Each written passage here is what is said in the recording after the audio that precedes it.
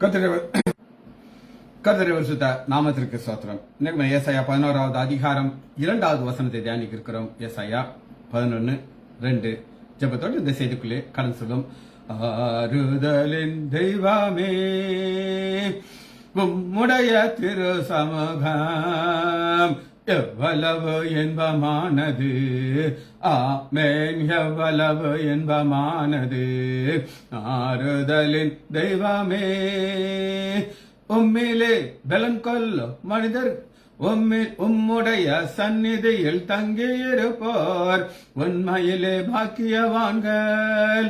உம்முடைய சந்நிதியில் தங்கியிருப்போர் உண்மையிலே பாக்கியவான்கள். தூய மனதுடனே துதிப்பார்கள், துதித்துக் கொண்டிருப்பார்கள். ஆமேன், துதித்துக் கொண்டிருப்பார்கள். ஆறுதலின் தெய்வமே உம்முடைய திரு சமூகம் எவ்வளவு இன்பமானது. ஆமேன், எவ்வளவு இன்பமானது. உம்மேலே பலன் கொள்ளும் மனிதர்கள் எல்லாம் உண்மையிலே பாக்கியவான்கள். ஆமென். உண்மையிலே பலன் கொள்ளும் மனிதர்கள் எல்லாம் உண்மையிலே பாக்கியவான்கள். ஓடினாலும் களைப்படையார், நடந்தாலும் சோர்வடையார். ஆமென், நடந்தாலும் சோர்வடையார். ஆறுதலின் தெய்வமே உம்முடைய திரு சமூகம் எவ்வளவு இன்பமானது. ஆமென், எவ்வளவு இன்பமானது. கண்ணீரின் பாதையில் நடக்கும் போதெல்லாம் களிப்பான நீரூற்றாய் மாற்றிக் கொள்வார்கள். கண்ணீரின் பாதையில் நடக்கும் போதெல்லாம் களிப்பான நீரூற்றாய் மாற்றிக் கொள்வார்கள். வல்லமை மேலே வல்லமை கொண்டு சியோனை காண்பார்கள். ஆமென், சியோனை காண்பார்கள். ஆறுதலின் தெய்வமே உம்முடைய திரு சமூகம் எவ்வளவு இன்பமானது. ஆமென், எவ்வளவு இன்பமானது. வேறிடத்தில் 1000 நாள் வாழ்வதை விட உம்மிடத்தில் ஒரு நாள் மேலானது. வேறிடத்தில் 1000 நாள் வாழ்வதை விட உம்மிடத்தில் ஒரு நாள் மேலானது. ஒவ்வொரு நாளும் உமது இல்லத்தின் வாசலில் காத்திருப்பேன். ஆமென், வாசலில் காத்திருப்பேன். இயேசுவின் நாமத்தினாலே ஜெபங்களை பிதாவே, ஆமென். கர்த்தருடைய பரிசுத்த நாமத்திற்கு ஸ்தோத்திரம். Leela Ammal praise lord. Selvi teacher praise lord. Nagarathnam Ammal praise lord. Arockiaraj brother praise lord. Mariyal sister praise lord. Jayathi அக்கா எங்க சம்பந்தி அம்மா பிரைஸ் லார்ட். இன்னைக்கு நம்ம ஏசாயா 11வது அதிகாரம் 2வது வசனத்தை நம்ம தியானிக்க இருக்கோம். ஏசாயா 11:2 ஞானத்தையும் உணர்வையும் அருளும் ஆவியையும், ஆலோசனையும் பலத்தையும் அருளும் ஆவியையும், அறிவையும் கர்த்தருக்கு பயப்படுகிற பயத்தையும் அருளும் ஆவியாகிய கர்த்தருடைய ஆவியானவர் அவர் மேல் தங்கி இருப்பார். சரி, இதுல நம்ம இன்னைக்கு பார்க்கக்கூடிய ஆவி ஆவி ஆவி ஆவின்னு பார்த்தோம். இருக்கு இங்கிலீஷ்ல ஸ்பிரிட், இப்ரேயத்துல ருஹா, RUAH, ருஹா. RU மேல ஒரு ஆரோ போட்டிருக்கேன். ருஹா, ரூ கிடையாது, ரூ மேல ஏத்துறீங்க. ருஹா நீட்ட கூடாது, நீட்ட யூ நீ ரா யூ ஆர் யூ ருஹா, ருஹா, ரைட். ஸ்பிரிட் ஒரு 7 வகையான ஆவிகள் இன்னைக்கு பார்க்கப்படும். இந்த ஆவி கிடையாது, பைபிள்ல இருக்கிற வித்தியாசமான ரூஹா காட்டுறோம். ரூஹானா என்னங்கிறத நான் உங்களுக்கு முதல்ல காட்டப்போறேன். ரூஹா என்றனா காற்று. ஒருத்தர் செத்து போயிட்டான்னு அப்படிங்க கை வச்சு பார்ப்பாங்க, காத்து வருதான, காத்து வரலாம், செத்து போயிட்டாங்க. ரெண்டாவது ஸ்ட்ரென்த். முதல் அர்த்தம் ஏர், ரெண்டாவது ஸ்ட்ரென்த், மூன்றாவது ஒரு ஸ்பீடா அடிக்கிற காத்து. இப்ப இந்த ஃபேன்ல வர காத்து கிடையாது, ஸ்பீடா வர காத்து. ஃபர்ஸ்ட் ஏர். யாருங்கிறத நம்ம எப்படி வேதத்திலிருந்து நம்ம பார்க்க போறோம். ருஹாங்கிற வார்த்தை யாருங்கிறத காட்டுறாரு. எதையுமே எடுத்துக்கொள்வோம். 14வது அதிகாரம் 6வது எரேமியா 14:6. காட்டு கழுதைகள் மேடுகளிலே நின்று வலசர்ப்பத்தை போல காற்றை உட்கொள்ளுகிறது. இந்த காற்றுங்கிற இடத்துல ரோஹா பைபிள் ரோஹா காற்றை. இது நம்பர் 1. இரண்டாவது, இதை எப்படி பார்க்கலாம்னா இன்விசிபிள், பார்க்க முடியாத ஒன்றாக பார்க்கலாம். காற்றை நீங்க ஃபீல் பண்ணலாம், ஆனா இதை என்ன செய்ய முடியாது அப்படின்னு கேட்டீங்கன்னா பார்க்க முடியாது. இன்விசிபிள். யோபு 7வது அதிகாரம் 7வது வசனம். யோபு 7:7 என் பிராணன் காற்றை போல் இருக்கிறது என்றும், என் பிராணன் காற்றை போல். Number 2, invisible. பிராணனை பார்க்க முடியுமா? முடியாது. ஆனா அதுக்கு ரோஹா, அது காற்று தான் இன்விசிபிள். 3வது, காற்று முதல் முறையாக பைபிள் எங்க வருது, ஃபர்ஸ்ட் டைம் எங்க வருது அப்படின்னு கேட்டீங்கன்னா ஆதியாகமம் 3வது அதிகாரம் 8வது. பகலின் குளிர்ச்சியான வேளையிலே, அந்த குளிர்ச்சியான காற்று அடிக்கிற வேளையில குளிர்ச்சியான ரோஹா. இது 3வது, காற்று ரோஹா. காற்றுக்கு அடுத்த ஒரு அர்த்தம் டைரக்ஷன். அந்த டைரக்ஷனுக்கும் ரோஹா தான் பைபிள் இருக்கு. எரேமியா 49வது அதிகாரம் 36வது வசனம். வானத்தின் 4 திசையிலிருந்து 4 காற்றுகளை, 4 ரோஹாக்களை, யார் டைரக்ஷன், 4 டைரக்ஷனுக்கு ரோஹா தான் இருக்கிறது. இது 4வது. 5வது, மனதில் உள்ள ஒரு எலிமெண்ட். நமக்கு உடலுக்குள்ள ஆண்டு இதை வச்சு ஒரு எலிமெண்ட்னா என்ன அப்படின்னு நான் உங்களுக்கு சொல்றேன். நீங்க மூக்க பாக்குறீங்க, காதை பாக்குறீங்க, இதெல்லாம் நீங்க பார்க்கக்கூடியது எலிமெண்ட். நாசியில் சுவாசம் இல்ல அப்படின்னு சொல்லி எல்லாத்துக்கும் சேர்த்து உயிரோடு இருக்கிறவங்களுக்கு ஒரு பேரை கொடுத்திருக்கிறாரு. ஆதியாகமம் 7வது அதிகாரம் 22வது வசனம். வெட்டாந்தரையிலே உண்டான எல்லாவற்றிலும் நாசியிலே ஜீவ சுவாசம் உள்ள எல்லாம், ஜீவனுக்கு கொடுக்கிற சுவாசம் உள்ள காற்று ஒரு எலிமெண்ட். இது 6வது. சங்கீதத்துல இது மைண்ட் செட்டப். மைண்ட் செட்டப்னா என்ன? முதல்ல வசனத்தை வாசிச்சுடுறேன். மைண்ட் செட்டப்னா பார்ப்போம். சங்கீதம் 32வது அதிகாரம் 2வது வசனம். 32:2 எவனுடைய அக்கிரமத்தை கர்த்தர் எண்ணாதிருக்கிறாரோ, எவனுடைய ஆவியிலே கபடம் இல்லாம. எவனுடைய ஆவி என்ன அர்த்தம்னா மைண்ட் செட்டப். மைண்ட் செட்டப்னா என்னன்னா, இப்ப ஒரு பாவம் செய்யறது பொழப்பா வச்சிருக்க ஒருத்தர் இருப்பான். அவன் மைண்ட் செட்ல என்ன இருக்குன்னா, அந்த பாவத்தை எப்ப செய்யறது, எப்படி செய்யறது, மனைவிக்கு தெரியாம செய்யறது, எப்படி வாத்தியாருக்கு தெரியாம செய்யறது, இது மைண்ட் செட்ல அது ஃபுல்லா உட்காந்துக்கிட்டு இருக்கு. ஆனா இப்ப ஒரு கேரக்டர் ஆண்டவர் பாக்குறாரு. எவனுடைய ஆவியிலே கபடு இல்லாது இருக்கிறதோ அவன் கபடு. அவனுடைய ஆவி எப்படி இருக்கும் அப்படின்னு கேட்டீங்கன்னா பியூர். ஆறுதலின் தெய்வமே உம்முடைய சமூகம் எவ்வளவு இன்பமானது. உம்மிலே தங்கியிருக்கும் மனிதர்கள் எல்லாம் உண்மையிலே பாக்கியவான்கள். தூய மனதுடனே துதிப்பார்கள். தூய மனது, தூய மனதுங்கிற நம்ம மைண்ட். சரி, 6 ஆவிகளை நான் உங்களுக்கு காமிச்சிட்டேன். இல்லை வேற வேற அர்த்தங்கள். ஆனா இப்ப நம்ம பார்க்கறது ஆண்டவருடைய ஆவி, காட்ஸ் ஸ்பிரிட். இது ஆவியான ஆதியாகமம் 1வது அதிகாரம் 2வது வசனம். பூமியானது ஒழுங்கின்மையும் வெறுமையுமா இருந்தது, ஆழத்தின் மேல் இருள் இருந்தது. தேவ ஆவியானவர், ஆவிகளை காமிச்சேன். ஆவியானவர் ஜலத்தின் ஆவியானவர். இந்த ஆவியானவரைத்தான் நம்ம அந்த 2வது வசனத்துல பார்க்கணும். சரி, அவர் கொடுக்கிற ஆவியில முதல் பார்க்க போது விஷ்டம். விஷ்டம்ங்கிறதுக்கு இது ஒரு கிரேக்க வார்த்தை, சோஃபியா. உங்களுக்கு சோஃபியா தெரியுமா? எனக்கு தெரியும், ஒரு அக்கா.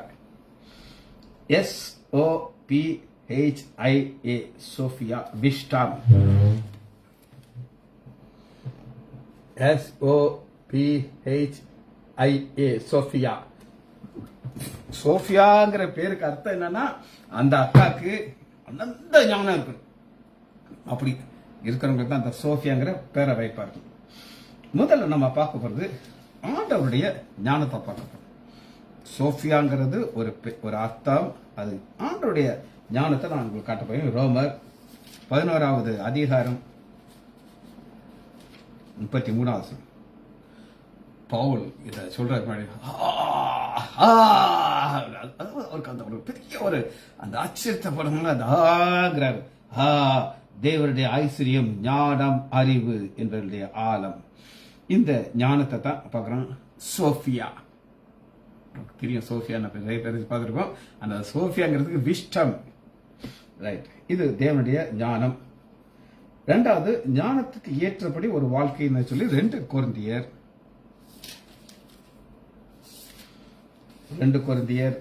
1வது அதிகாரம் 21. 2 கொரிந்தியர் 1:21. உங்களோடு கூட எங்களையும் கிறிஸ்து ஸ்திரப்படுத்தி நம்மை அபிஷேகம் பண்ணுகிற அவரே. அவர் நம்மை முத்திகரித்து தம் இருதயத்தில் இருக்கிற ஆவி என்னும் இருதயத்தில் இருக்கிற ஆவி நமக்கு அவர் கொடுக்கிறது. அவருடைய இருதயத்தில் இருக்கிற ஒரு ஆவி, அதை விஷ்டமாக கொடுக்கிறார், ஞானமாக கொடுக்கிறார்.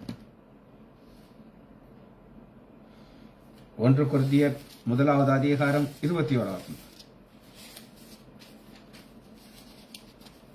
1 கொரிந்தியர் 1வது அதிகாரம் 21. எப்படி எனில், தேவ ஞானத்திற்கு ஏற்றபடி உலகமானது. தேவ ஞானம், தேவனுடைய ஞானத்தை, தேவனுடைய சோஃபியா அப்படின்னு நம்ம பார்க்கணும். அடுத்து கிறிஸ்துவின் ஞானம் அப்படின்னு ஒன்று இருக்கு. கிறிஸ்துவின் ஞானம் என்னன்னு கேட்டீங்கன்னா, மத்தேயு 13வது அதிகாரம் 54. 13:54. தாம் வளர்ந்த ஊரிலே வந்து அவர் ஜெப ஆலயத்திலே அவர்களுக்கு உபதேசம் ஆச்சரியப்பட்டு, இவனுக்கு இந்த ஞானத்தை கிறிஸ்துவின் ஞானம் அப்படின்னு அவர் எழுதியிருக்கார். கிறிஸ்துவின் ஞானம். இது வேற யாருக்கும் இந்த ஞானம் கிடைக்க முடியாது. அந்த ஞானம்ங்கிறத டோட்டலா இப்ப நான் உங்களுக்கு பிச்சு பிச்சு பிச்சு பிச்சு காட்டினேன். டோட்டலா அந்த ஞானங்கிறதுக்கு ஞானத்தை நம்ம எங்க பார்க்கலாம்னா, மத்தேயு 11வது அதிகாரம் 19. 11:19. மனுஷகுமாரன் செகண்ட் லாஸ்ட் பார்ட்ல பாத்தீங்கன்னா, ஆனாலும் ஞானமானது அதன் பிள்ளைகளால் நீதி உள்ளது என்று ஞானமானது. இது டோட்டலா எல்லா ஞானத்தையும் சேர்த்து ஞானம் அப்படின்னு ஒண்ணு பார்க்கணும். அது மனித ஞானத்தை உங்களுக்கு காட்டுறேன். மனித ஞானம், ஹியூமன் விஸ்டம். லூக்கா 21வது அதிகாரம் 15. 21:15. உங்களை விரோதிக்கிறவர்கள் ஒருவனும் எதிர்த்து பேசவும் எதிர்த்து நிற்கவும் கூடாத வாக்கையும் ஞானத்தையும் நான் உங்களுக்கு கொடுப்பேன். எதிர்த்து பேச முடியாது ஒரு வாக்கையும் ஞானத்தையும் நான் உங்களுக்கு கொடுப்பேன். நீங்க ஒரு பிரச்சனையில மாட்டினீங்கன்னா தான் தெரியும் அந்த நேரத்துக்கு தான் ஞானம் எப்படி ஹெல்ப் பண்ணணும். உங்களை எல்லாரும் காண வருவாங்க. நீங்க சில வார்த்தைகளை யூஸ் பண்ணுவீங்க, அவங்க ஜிப் போட்டு உட்காந்துருவாங்க. இது நான் பார்த்திருக்கேன். எதிர்த்து பேசக்கூடாத ஞானம். சரி, இந்த ஞானத்துல, மனித ஞானத்திலே ஒரு ஜென்ம சுவாவம் அப்படின்னு ஒண்ணு இருக்கு.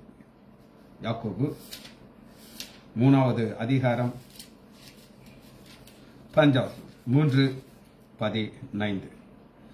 இப்படி இருக்க ஞானம் பரத்திலிருந்து இறங்கி வர ஞானமா இராமல், பரத்திலிருந்து ஒரு ஞானத்தை சொல்லிட்டு அடுத்த ஒரு ஹியூமன் பீயிங் சொல்றாரு.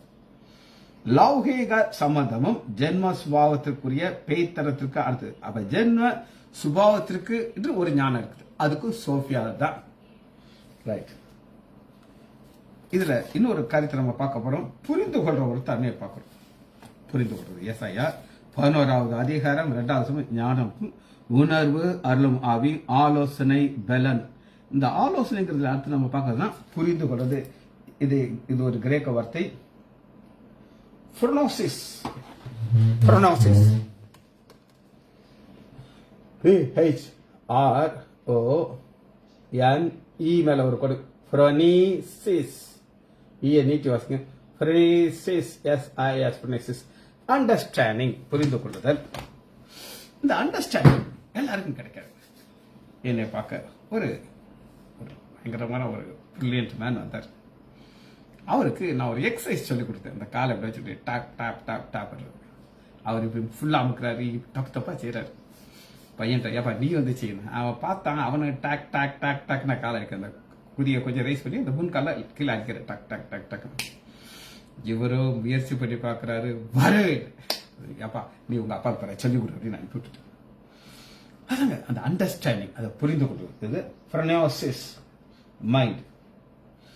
லூக்கா 1வது அதிகாரம் 17வது வசனத்துல எலியாவின் ஆவி அப்படின்னு வருது. எலியாவின் அது எலியாவின் ஆவிங்கிறது அது ஒரு அண்டர்ஸ்டாண்டிங். சரி, கடைசியா ஒரு வார்த்தை கவுன்சில், ஆலோசனை. போலியோஸ் பிளியோஸ் போலியோஸ் கடைசியாவது BOULE பிளியோ UO பிளியோ BOULEUO பிளியோ மேல ஒரு கோடு பிளியோ. இது என்ன அப்படின்னு கேட்டீங்கன்னா ஒரு யோசனை. எல்லா யோசனைக்கும் இந்த பிளியோ தான் வருது. அப்போஸ்தலர் 5வது அதிகாரம் 33வது வசனத்துல அப்போஸ்தலர் 5:33 அதை கேட்ட பொழுது மூர்க்கமடைந்து அவர்களை கொலை செய்யும்படி யோசனை. கொலை செய்யும் யோசனை தான் கவுன்சில் பிளியோ. அப்போஸ்தலர் 27வது அதிகாரம்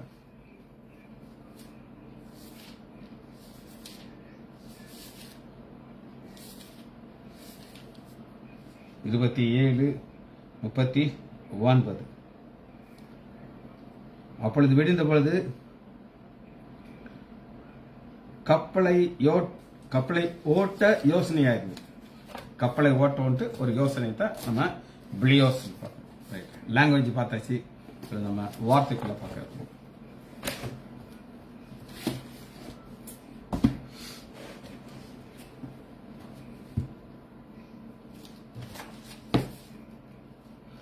இரண்டாவது அதிகாரம் இங்க 7 வகையான ஆவிகளை குறித்து நம்ம பார்க்கணும். இங்க 6 தான் நம்ம இருக்குது, 7வது நம்ம கண்டுபிடிக்க போயிடும். 7 வகையான ஆவிகளை 11வது அதிகாரம் 2வது வசனத்துல இருக்கு. முதல்ல ஞானம். ஞானத்துக்கு நான் உங்களுக்கு டீட்டெயிலா சொல்லியாச்சு. உணர்வு. இந்த உணர்வுங்கிறது என்ன அப்படின்னு கேட்டீங்கன்னா, ஆண்டவர் நமக்கு ஒரு ஆவியை கொடுக்கிறார். அந்த ஆவியானவர் என்ன செய்வார்னா உணர்வுகளை கொடுக்கிறார். என்ன உணர்வு கொடுப்பார் அப்படின்னு கேட்டீங்கன்னா, இந்த வேதத்தை வாசிக்கிறீங்க, வாசிக்கும் போது ஒரு இடத்துக்குள்ள வரும்போது நமக்கு ரொம்ப சோகமா இருக்கும். இப்படியா இருக்குது அந்த ஒரு இது. இன்னொரு இடத்துல ஒரு பயங்கர சந்தோஷம் கிடைக்கும். இந்த சந்தோஷங்கிற ஒரு உணர்வு, இதெல்லாமே வேதத்துல ஆவியானவர் கொடுக்கிற நீங்க வேதத்தை வாசிக்கிறீங்க, ஒரு நியூஸ் பேப்பரை வாசிக்கிறதுக்கும் ஒரு நாவலை வாசிக்கிறது வித்தியாசம் இருக்கும். நாவல நிறைய பேர் நான் வாசிக்கிறது கிடையாது, வாசித்ததும் கிடையாது. பெரிய பெரிய புக்ஸை வாசிப்பேன், இவ்வளோ பெருசு.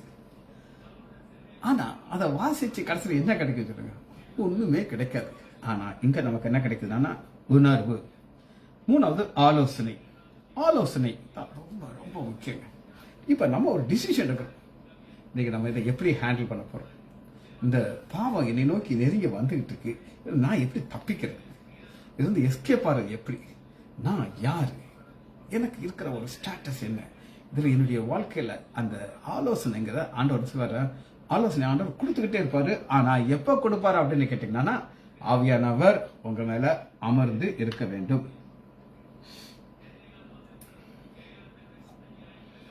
பெலன். உண்மையிலே பெலன் கொள்ளும் மனிதர்கள் எல்லாம் உண்மையிலே பாக்கியவான்கள். நான் பெருமைக்காக இல்ல, இப்ப இந்த ஒரு செய்தியை நான் ப்ரிப்பேர் பண்றதுக்கு, அதாவது நான் சொல்றது லாங்குவேஜை மட்டும் நான் உங்களுக்கு தேடி எடுத்து அந்த 7 பாயிண்ட் எழுதுறதுக்கு எனக்கு 3/4 மணி நேரம் ஆகும். ஆனா நேரம் போறது எனக்கு தெரியாது. உட்காருவேன், தேடுவேன், இந்த கொடுத்த டிக்ஷனரியில் ஃபர்ஸ்ட் போர்ஷனில் ஹீப்ரு இருக்கு, பின்ன அப்படியே ரோம் இருக்கு. அப்போ இங்கே பார்த்துட்டு இங்கே இல்லைன்னா இங்கே வரணும், எழுதி அதை பிடிச்சி அதுக்கு தான் பலன். அந்த பலன் ஆவியார் கொடுப்பார், மனுஷங்களால் கொடுக்க முடியாது பலன். அடுத்து 5 அறிவு. என்ன அழகா இருப்பாருங்க. எங்கள் வீட்டில் நான் தான் ரொம்ப மக்கு. அண்ணே பிரில்லியன்ட், தம்பி அமெரிக்காவில் போய் எப்படி முடிச்சாரு, என் தங்கச்சி 2 பிரில்லியண்டான பிள்ளைங்க. நான் தான் ரொம்ப ஒரு பாவம் போல இருப்பேன், ஒரு இடத்துல உட்காந்துருப்பேன், யாரு கூட சேர மாட்டேன். இவங்கெல்லாம் தியாகம் பண்ணிட்டு இருப்பாங்க. அலோஃப். எங்கள் அப்பாவுக்கு என்னை பார்த்தாலும் ரொம்ப வருத்தமாக இருக்கும், இந்தப்பா எப்படிடா பிழைக்க போகிறான் அந்த உலகத்துலன்ட்டு எங்கள் அம்மாட்ட அடிக்கடி சொல்லுவாங்க. ஆண்டவர் பார்த்துக்கிட்டு சொல்லி எங்கள் அம்மா சொல்லுவாங்க. அதைத்தான் நம்ம பார்க்குறோம். அறிவு. 6வது கர்த்தருக்கு பயப்படுகிற பயம். இந்த கர்த்தருக்கு பயப்படுகிற பயம் இது எப்போ வரும் அப்படின்னு கேட்டிங்கன்னா, முதல் இத்தனை காரியம் வரும்போது இது கர்த்தருக்கு பயப்பட பயம் வரும். சரி, இதுக்கு ஆப்போசிட்டான ஒரு ஆவியை நான் இப்போ உங்களுக்கு காட்டப்படுறேன். ஆவியானவருக்கு ஆப்போசிட்டானது என்ன அப்படின்னு கேட்டிங்கன்னா, ஏசாயா 19வது அதிகாரம் முதல் வசனத்தில் பார்த்தீங்கன்னா 3வது வசனத்தை வாசிக்கணும்.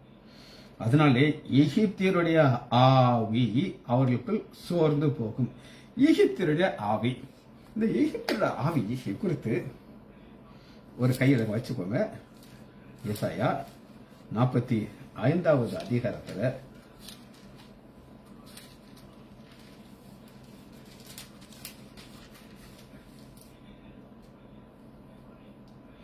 இங்க ஃபுல்லா வாசி பார்த்தாங்கன்னா, கர்த்தர் சொல்லுகிறார்னா, நான் தான் கர்த்தர், கர்த்தராலே நித்தியா. எல்லாமே இதை குறித்து என்ன சொல்லுகிறார் அப்படின்னு கேட்டீங்கன்னா,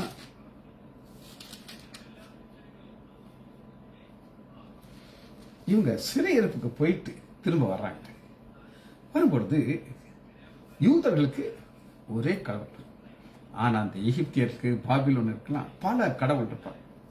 இந்த பல கடவுள் உள்ளவர்கள் அங்க 70 வருஷமா அடிமையா இருந்துட்டு திரும்ப வரும்பொழுது அந்த ஆவி வந்துடக்கூடாதுக்காக சொல்றோம். அதனால நம்ம பார்க்கறதுன்னா, எகிப்தியரோடு போர் கலக்க பண்ணுவேன், அதனால எகிப்தியருடைய ஆவி அவர்களுக்குள் தோத்து போகும். அதனால அப்பொழுது விக்கிரகத்தையும் மந்திரவாதிகளையும் சன்னத்தக்காரர்களையும் குறிச்சொல்லையும் தேடுவார்கள்.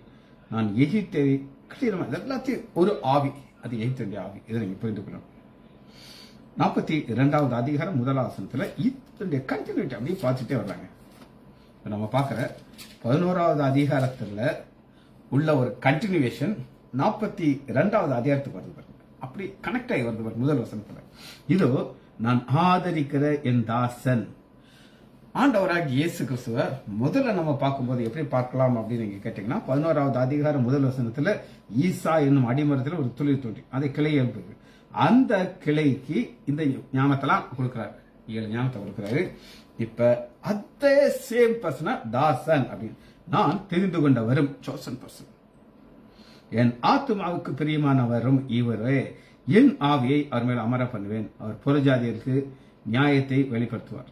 அவர் கூக்குரல் மாட்டார், தம்முடைய சத்தியத்தை உயர்த்த மாட்டார், வீதியில் கேட்க பண்ண மாட்டார். இதெல்லாம் அடுத்துக்கு 42 வந்துச்சு பாத்தீங்களா. மாத்திரமல்ல 42ல இருந்து அடுத்து நீங்க பாத்தீங்கன்னா 61வது அதிகாரம் முதல் வசனம் சேம் கண்டினியூஷன். 61:1 அதே சேம் அப்படி பேட்டர்ன் வருது பாருங்க. கர்த்தராகிய தேவனுடைய ஆவியானவர், இவ ஆண்டவராகிய இயேசு கிறிஸ்து அவர் சொல்றார். முதல் 2 அதிகாரத்தை காட்டும் போது அவர் அமர செய்வேன், அவர் ஏன் மேல இருக்காரு சொல்லி இயேசு கிறிஸ்து சொல்லுகிறார் இருக்கிறார். சிறுமைப்பட்டவர்களுக்கு சுவிசேஷத்தை அறிவிக்க கர்த்தர் என்னை அபிஷேகம் பண்ணினார். இருதயம் நொறுங்குண்டவர்களுக்கு காயக்கட்டளை. கர்த்தருடைய அனுகர வர்க்கம். லூக்கா 4வது அதிகாரம் 17வது வசனத்திற்கு லூக்கா 4:17 அவர் இதைத்தான் எடுத்து வாசிக்கிறார். சரி, அதை பார்த்துருவோமா?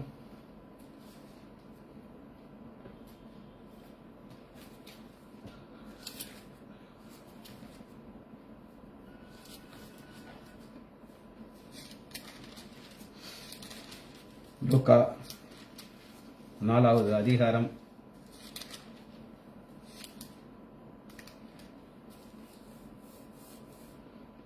14. அப்பொழுது ஏசாயா தீர்க்கதரிசி புத்தகம் அவர் கொடுக்கப்பட்டது. அவர் விரித்து கர்த்தருடைய ஆவியானவர் என் மேல் இருக்கிறார்.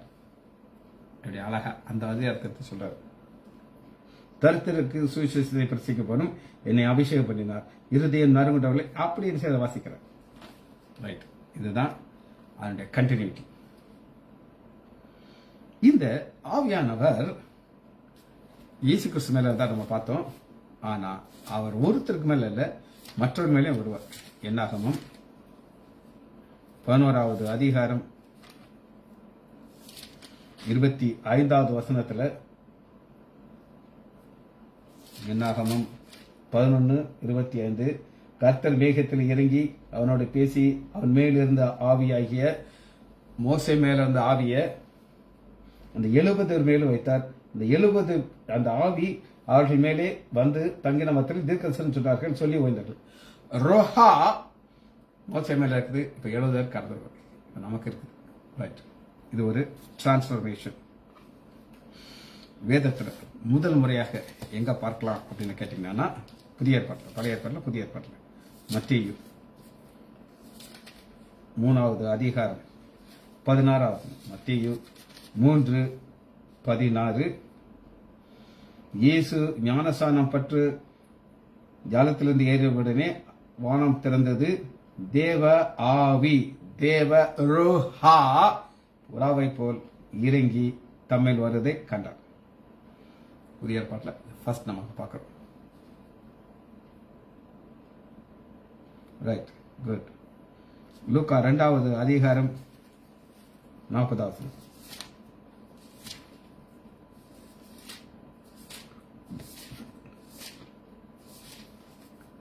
லூக்கா 2:40, பிள்ளை வளர்ந்தது, ஆவிலே பலன் கொண்டு. உண்மையிலே பலன் கொள்ளும் மனிதர்கள் எல்லாம் உண்மையிலே பலன், ஆவியில் கிடைக்கிற ஒரு பலன். இது ஆண்டவராகிய இயேசு கிறிஸ்து கிடைச்சது. இதனால நம்முடைய ஆண்டவராகிய இயேசு கிறிஸ்துடைய வாழ்க்கை இந்த பூமியில இருக்கும்போது எப்படி இருந்தது அப்படின்னு கேட்டீங்கன்னா, வசனத்தை வாசி அதை முடிக்க இருக்கிறோம். அப்போஸ்தலர் 10வது அதிகாரம் 38வது, 10:38.